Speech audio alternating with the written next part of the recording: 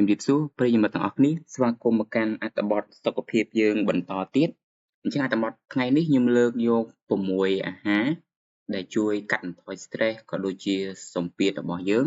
អញ្ចឹងថាអាហារទាំង6មានអីខ្លះអស់តាមបានជាមួយយើងខ្ញុំទាំងអស់គ្នាអញ្ចឹងដូចយើងដឹងហើយថានៅពេលដែលយើងធ្វើការឬក៏មានបញ្ហាថប់អារម្មណ៍តប់ប្រមល់អីមួយអឺវាគឺស្ថិតនៅក្នុងចិត្តរបស់យើងអញ្ចឹងវាអាចមកពីកន្លែងការងារឬក៏មកពីគ្រួសារឬក៏មកពីរឿងអីមួយអញ្ចឹងបើគ្មានវិធីព្យាបាលទេយូរៗទៅវានឹងអាចបង្កជាជំងឺផ្លូវចិត្តហើយវាធ្វើឲ្យយើងគេងមិនលក់អញ្ចឹងនៅពេលដែលយើងគេងអត់លក់ឬក៏មានបញ្ហាទាំងអស់ហ្នឹងវាធ្វើឲ្យយើងអាចឆាប់បាក់ទឹកចិត្តឬក៏មានបញ្ហាតប់ប្រមល់តានតឹងហ្នឹងទៅអញ្ចឹងទន្ទឹមនឹងតាមការសិក្សាស្រាវជ្រាវក៏គេបានបញ្ជាក់ផងដែរថាមានអាហារចំនួន6ប្រភេទគឺថាដែលអាចជួយឲ្យយើងហ្នឹងកាត់បន្ថយ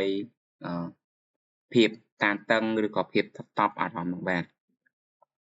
អញ្ចឹងអាហារប្រភេទទី1គឺទឹកដោះគោជូរអញ្ចឹងទឹកដោះគោជូរ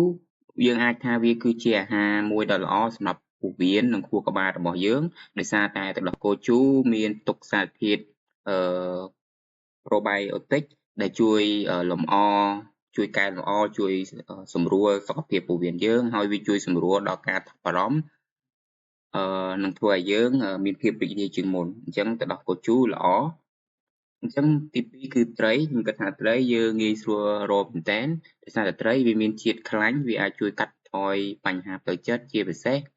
ការថប់បារម្ភតែម្ដងយើងអាចធ្វើការញ៉ាំត្រីសាម៉ង់ត្រីម៉ាកែឬត្រីសាឌីនដែលវាល្អសំពៅផ្លូវអារម្មណ៍របស់យើងចំពោះខ្លាញ់ត្រីទាំងនេះសម្បូរទៅដោយអាស៊ីតខ្លាញ់អូមេហ្គា3ដែលជួយដល់សុខភាពខួរក្បាលនិងកាត់បន្ថយការរលាកដែលតាក់ទងទៅនឹងការថប់អារម្មណ៍និងជំងឺធ្លាក់ទឹកចិត្តអញ្ចឹងចំពោះអាហារទី4គឺផ្លែចេកអញ្ចឹងក៏ផ្លែចេកយើងក៏ងាយស្រួលរកដែរនៅក្នុងប្រទេសកម្ពុជាយើងផ្លែចេកវាមានថាមពលនៃប៉ូតាស្យូមនិងម៉ាញ៉េស្យូមដែលជួយគ្រប់គ្រងសម្ពាធឈាមនិងផ្ដល់ឲ្យអារម្មណ៍យើងបានសម្រាកស្ងប់ហើយផ្លែចេកនេះក៏ជាអាហារសម្រន់ដ៏ល្អមួយដើម្បីរងាប់សរសៃប្រសាទក្នុងខួរក្បាលនិងផ្លូវចិត្តយើងបានផងដែរអញ្ចឹងចំពោះទី4គឺទឹកអូខេអញ្ចឹងទឹកគឺវាល្អមែនតើសម្រាប់យើងមិនថាសម្រាប់សុខភាពមិនថាសម្រាប់ផ្លូវកាយផ្លូវអារម្មណ៍គឺវាល្អមែនទែនទឹកដោយសារការផឹកទឹកទឹកធម្មតាយើងគួរតែផឹកឲ្យបាន3លីត្រក្នុងមួយថ្ងៃព្រោះថានៅពេលដែលយើងផឹកទឹកបានច្រើនវាជួយបន្សាបជាតិពុលក្នុងរាងកាយសម្រួលដល់ការរំលាយអាហារសម្រួលដល់ចរន្តឈាមនិងជួយកម្ចាត់សា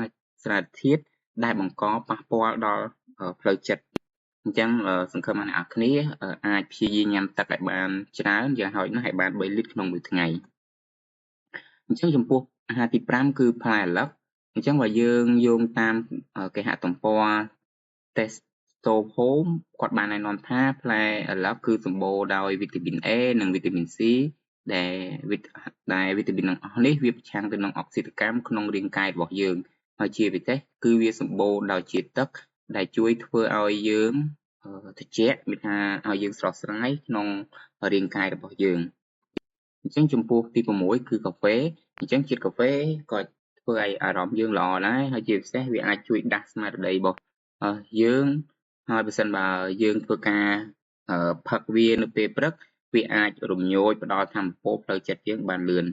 អញ្ចឹងខ្ញុំសង្ឃឹមថាអត្ថបទនេះគឺអាចនឹងជួយអ្នកនរគ្នា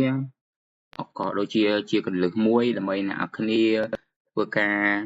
ញ៉ាំអាហារទាំង6ដែលខ្ញុំបានរៀបរាប់ខាងលើហើយអត្ថបទនេះគឺខ្ញុំដកស្រង់ចេញពី Health Cambodia ដោយត្រីសុភាពបាទអរគុណជួបគ្នានៅអត្ថបទបន្ទាប់